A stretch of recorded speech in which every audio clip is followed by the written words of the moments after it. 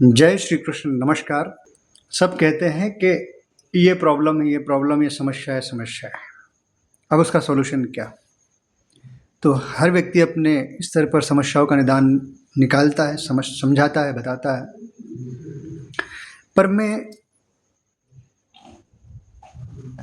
मैंने कल आपको 4 वर्ण के बारे में आपको बताया। आज मैं एक बड़ी विशेष बात कहने वाला हूँ। आप अभी जिस गांव में हो या शहर में हो, उस तरीके से ही सोच रहे हो सब चीजें। और मैं कहता हूं कि आप पूरब से लेकर पश्चिम और उत्तर से लेकर दक्षिण, पूरे भारतवर्ष में क्या प्रॉब्लम है, क्या समस्या है, उसको आप जब गहरी दृष्टि से देखना शुरू करोगे तो आप समझ जाओगे कि मेरा जो अभी किस चीज़ की ज़रूरत है। क्योंकि ये जो ट्रांजैक्शन फेज है, इसमें इतना बदलाव हो रहा है, और इस बदलाव के लिए यदि हम तैयार नहीं हैं तो समझिए कि हम बड़ी भूल कर रहे हैं, चूक कर रहे हैं। तो सबसे पहले जिस गांव में रहते हो, उस गांव में ही आप अच्छे संबंध लोगों से नहीं बना पा रहे हो तो आपका जीवन बिल्कुल बेकार है। अरे किसी से किसी प्रकार का मुद्दा चल रहा है, आपका विवाद चल रहा है, तो जो विवाद है उसको न्यायपूर्ण ढंग से विवाद को सुलझाएं। पर एक गांव में एकात्म तो लाएं। कैसा? हर व्यक्ति हमारे परिवार का हिस्सा है, उसको पॉजिटिव ऊर्जा देना शुरू करें। चेहरे तरफ देखें तो उसको सकारात्मक दृष्टि से देखें। उसने कोई पाप भी कर दिया है तो उसको ये मान के चले कि ठीक है, गलती में उससे हो गया है। आप उसके बारे में धारणाएं मत बनाओ। आप उस व्यक्ति को व्यक्ति की तरह देखो, इंसान की तरह देखो। और यदि बहुत समझ आपके अंदर है तो उसको परमात्मा की दृष्टि से देखो। उसके अंदर भी वही परमात्मा जो आपके भीतर है, लेकिन कहीं किसी प्रकार से मन किसी अवस्था में होता है, कोई बुरी वृत्ति आ जाती है, हर व्यक्ति को निकालने का प्रयास करो। किसी को ब्लेम करने के बजाय उसको सकारात्मक ढंग से आपके साथ जोड़ने का प्रयास करो। वो नहीं सुनता, कोई बात नहीं, लेकिन उसके प्रति दया का भाव, करुणा का भाव, वो प्रेम का भाव रखो, ताकि उस व्यक्ति के अंदर बदलाव आए और वो आपके गांव को, आपके शहर में भी यही, आपके पड़ोस में लोगों से बिलोंगिंग ठीक करो, उनसे व्यवहार सुधारो। किसी छोटी कार को रखने की वजह से, पार्किंग की वजह से, बच्चों के मनमुटाव या फिर बच्चों के खेलने में झगड़ों के माध्यम से आप इस प्रकार से डिस्टेंस पैदा कर देते हैं। ये मान के चलें कि आपको मरना है, किसी दिन इस दुनिया से जाना है, तो फिर वो व्यवहार आपको ज़िंदगी भर ही, जब तक जी रहे हैं तभी तक है ना। मरने के बाद तो किसी से कोई व्यवहार बिगड़ता नहीं, ना अच्छा होता है। तो थोड़ा सा दृष्टि को बदलें और अपने आसपास पड़ोस के साथ सामंजस्य स्थापित करें। हर व्यक्ति से प्रेमपूर्ण बात करें, हर व्यक्ति के साथ जुड़ाव रखें। उसका अच्छा, यदि आप बहुत अच्छा नहीं कर सकते तो किसी का बुरा करने के बारे में ना सोचें। थोड़ा सा लोगों को जोड़ने का प्रयास करें। हर व्यक्ति का अपना एक जीवन होता है, किसी को बदलने का प्रयास ना करें, लेकिन अपनी भावनाएं सकारात्मक रखें, ताकि उसके भीतर पूरी सोसाइटी को जोड़ने का भाव हो। जिस मोहल्ले में आप रहते हैं वहाँ पर भी आप लोगों को कैसे जोड़ सकते हैं, उनकी समस्याओं को, यदि आप सामर्थ्यवान हैं तो उसकी समस्याओं को कैसे सुलझा सकते हैं।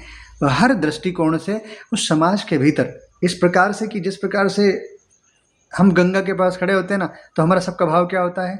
नमन का भाव होता है, जल अर्चन का भाव होता है।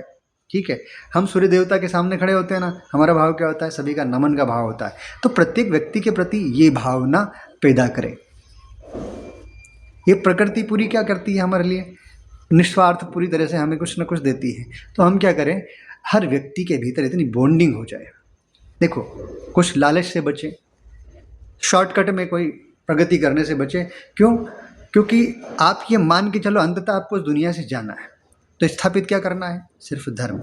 जहाँ धर्म की बात होती है वहाँ पर अपने को मिटाने का, अपने अहंकार को मिटाने का भाव, यदि ये आ गया तो आपने अपनी नई जनरेशन के लिए आप सही चीज देकर जाएंगे। उसको धन मत दो बहुत ज़्यादा मात्रा में, इतना तो देना है आपकी, क्योंकि आप सर्वाइव नहीं कर सकते हैं। लेकिन उसको, उसके लिए वो मत सोचो कि उसको धन देना है, उसकी शादी बहुत अच्छी करनी है। Don't think about it. Crime करने से बचो। अनावश्यक शॉर्टकट के तरीके से अपने आप को मजबूत नहीं करना, क्योंकि जब भी आप कोई शॉर्टकट अपनाते हो, यानी कि बिना प्लेटफॉर्म के आप कोई चीज़ अर्जित कर लेते हो, तो आपके अंदर भय होता है। और जब आप सही तरीके से काम करते हैं तो उल्लास होता है, मस्ती होती है। अरे यार, मैंने ज़िंदगी में किसी के साथ धोखाधड़ी नहीं की, बस। तो थोड़ा सा बदलाव करें अपने भीतर।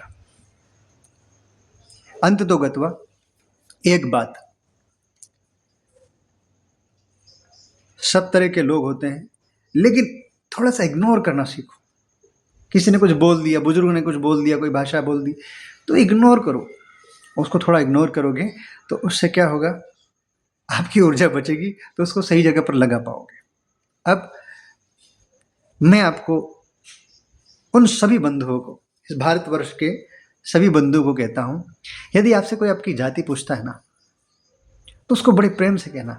एक ज्ञानियों की एक बात है कि जात हमारी ब्रह्म है, पिता हमारे राम, और गृहद हमारा शून्य है, और अनहद में विश्राम।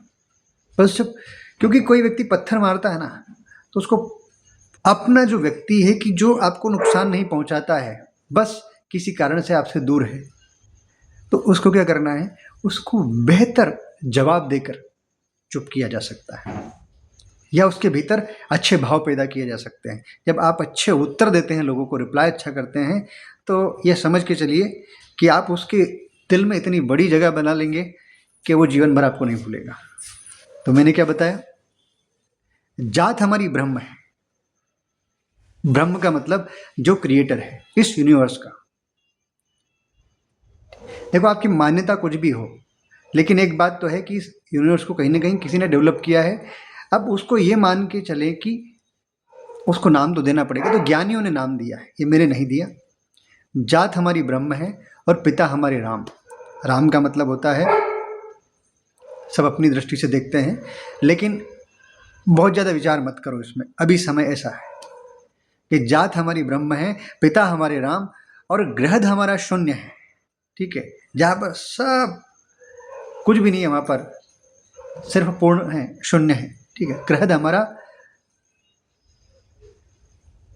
शून्य है, और अनहद में विश्राम, यानी कि हम हृदय में ही वास करते हैं। हृदय में कौन निवास करता है, हम कहते हैं हमारी आत्मा, परमात्मा।